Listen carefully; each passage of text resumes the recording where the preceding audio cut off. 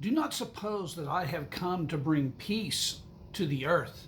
I did not come to bring peace, but a sword. For I have come to turn a man against his father, a daughter against her mother, a daughter in law against her mother in law. A man's enemies will be the members of his own household. Matthew chapter 10, verses 34 through 36. So, this troubling passage describes what happens in so many cases when a person is converted to Christianity in a family that's not Christian. And that non Christian family that hates the gospel will persecute the member of their own family, sometimes disown them, sometimes turn their back on them, and become hostile enemies of their own family member. And this is sad, and it happens to many Christians around the world.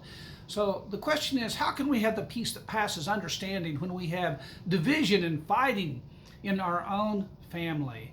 Well, there's peace that comes from being in the center of God's will. When you're in the center of God's will, and you know that you're in the center of God's will, and you're doing what God has commanded, you find inner peace, knowing that you're right with God. The ultimate peace is peace with God, even if people here on earth, even if our own loved ones, even if our own family rejects us. The ultimate peace is having peace with God. Inner peace from knowing that you are doing the will of God and you are in the will of God. This is Pastor Mark Wright of Evers Road Christian Church, and this has been one more episode of this series, The Peace That Passes All Understanding.